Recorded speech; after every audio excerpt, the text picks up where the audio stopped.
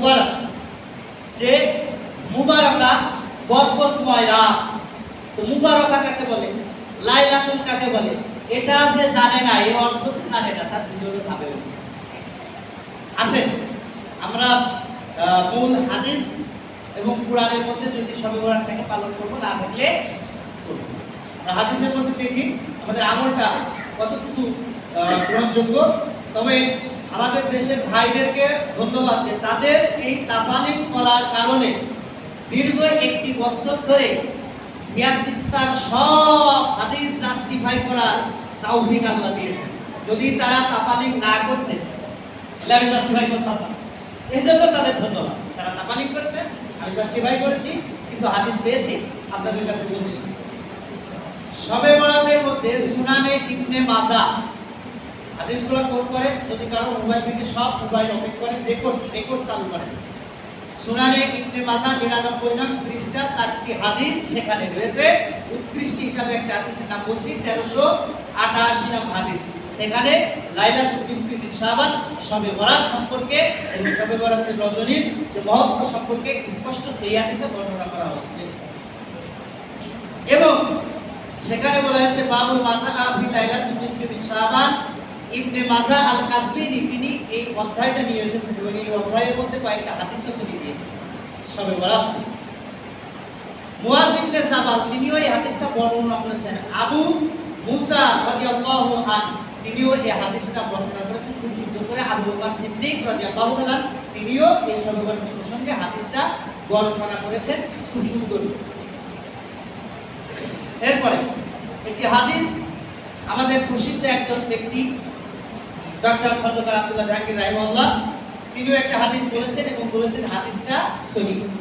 তিনি বলেছেন এই হাদিসটা আমার কাছে সহিহ মনে হয়েছে। আমি হাদিসটা নিয়ে এসেছি, আমি বলছি ইন্নাল্লাহা তাবারাকা ওয়া তাআলা লা ইয়াতালিউ ফি লাইলাতিল নিসফি মিন শাবান। আল্লাহ তাআলা মধ্য শাবানের রাত্রিতে বান্দাদেরকে maaf করার জন্য ডাকতে থাকেন। ফায়াগফিরুলি জামিআ খালকি, তিনি অনেক বান্দাদেরকে maaf করে দেন। ইল্লা মুশরিকিন, মুশরিকদের ছাড়া, মুশরিকদের তিনি maaf করেন না।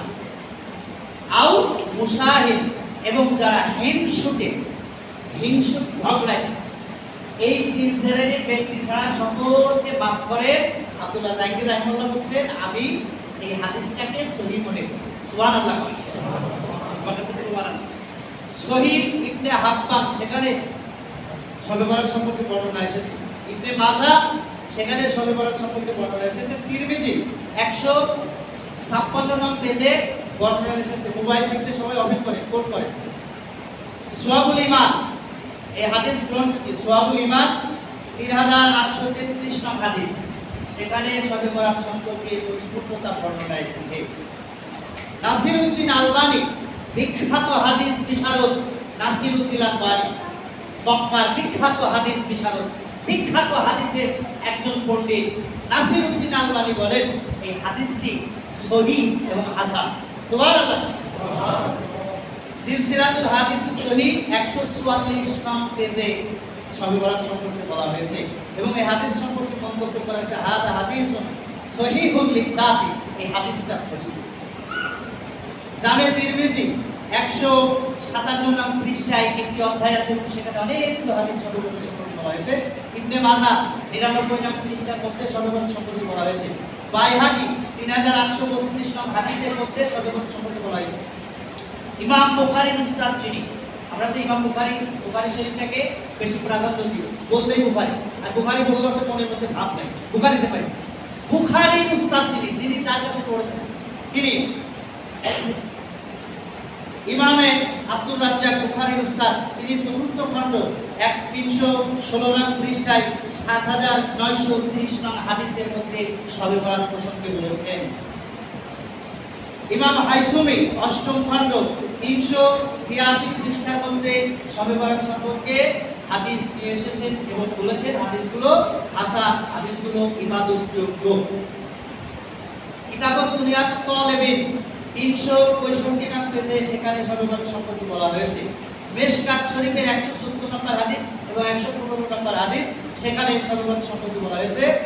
ইমামে মুনজারি 241 নং পৃষ্ঠায় তার কিতাবের মধ্যে শবে বরাতের বিষয়টি নিয়ে এসেছেন বুখারীর উস্তাদ এবং আহমদ ইবনে হাম্বল, আরেকজন উস্তাদ, বিখ্যাত উস্তাদ আহমদ ইবনে হাম্বল, তিনিও তার কিতাবের 8ম খণ্ডের মধ্যে শবে বরাত প্রসঙ্গে বলেছেন।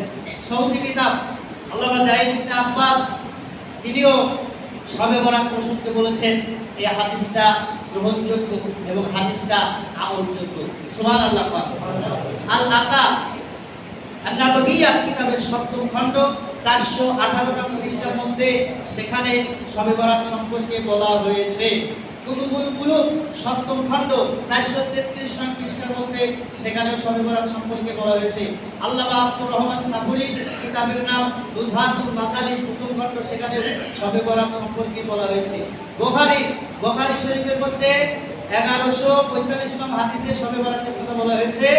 6321 নং হাদিসের মধ্যে শবে বরাতের কথা বলা হয়েছে। 7494 নং হাদিসের মধ্যে শবে বরাতের কথা বলা হয়েছে।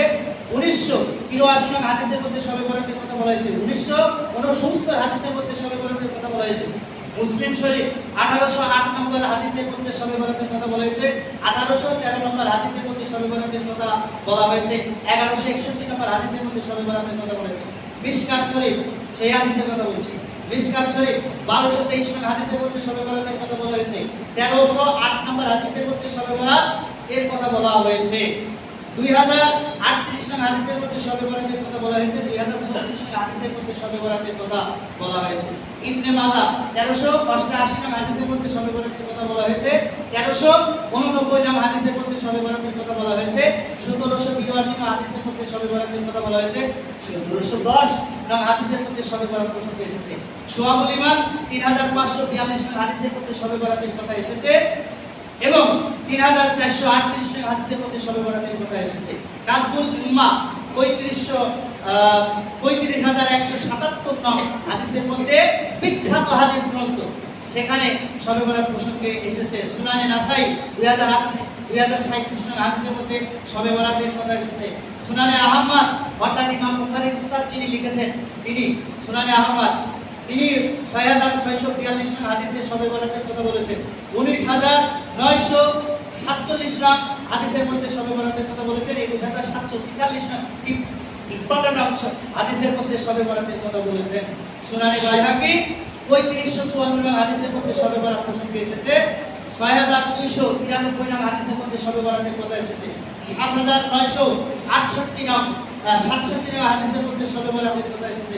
শুআবুল ঈমান 3675 নং হাদিসের মধ্যে শবে বরাতের কথা এসেছে। এই গেল হাদিসের কথা। তাছাড়াও আমার কাছে আরো 200 অধিক হাদিসের দলিল আমার কাছে আছে।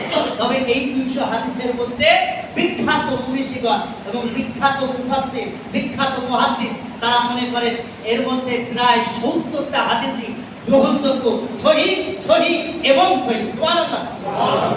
এরপরে যদি মনে করেন যে আমরা কোরআনুল কারীম থেকে জানবো, সেটাও আছে। কোরআনুল কারীমের মধ্যে খুব সুন্দর করে আল্লাহ রাব্বুল ইজ্জাত ওয়াল জালাল এই হাদিস প্রসঙ্গগুলি নিয়ে এসেছেন। তাফসীরে বিল মানসুর 4th খণ্ড সেখানে আছে। তাফসীরে বিল তাবারি 22 নং খণ্ড 8 নং পৃষ্ঠা সেখানে আছে। তাফসীরে জালালাইন 410 পৃষ্ঠা সেখানে এই বিষয় সম্পর্কে আছে। তাফসীরে কাবির 6ষ্ঠ খণ্ড 143 নং পেজে এই কথাগুলি আছে। তাফসীরে কুরতুবী 126 নং পৃষ্ঠার মধ্যে এই কথাটি আছে। তাফসীরে রুহুল মাআনি 25 নং খণ্ড 170 নং পৃষ্ঠার মধ্যে এই কথাটি আছে। তাছাড়া গোটা পৃথিবীর প্রায় 68টা তাফসীরের মধ্যে আমার শেষ বর্ষ ছিল যেটা মাস্টার্সের শেষ বর্ষ ছিল তাফসীরে জালালাইন। তাফসীরে জালালাইন উচ্চ মান সম্পন্ন একটি তাফসীর, সেটা কভার করায় আমরা এখন অন্যদিকে দাবি করছি। তো তাফসীরে জালালাইন শেষ করলাম, আমি পাইলাম, আপনি পাইলেন না। এছাড়াও প্রায় 78টি প্রায় 70-এর কাছাকাছি তাফসীর গ্রন্থের মধ্যে শবে বরাতের এই লাইলাতুল নিসফি মিন শাবান সম্পর্কে বলা হয়েছে। এই রাতের ইবাদত গ্রহণযোগ্য এবং গ্রহণযোগ্য। এখন আপনারা বলেন মোবাইলে কি পাইছেন বলেন। আর আমি মনে করি আমি এইগুলো পাওয়ার আগে আরেকটা আমার কাছে একটা বই আছে, শবে বরাত ও তার ফজিলত, ডক্টর খন্দকার আব্দুল্লাহ জাকির রাহিমাহুল্লাহ, পিএইচডি রিয়াদ, এমএ রিয়াদ। বইটা আছে আপনার কার কাছে আছে বলেন, হাত তুলেন।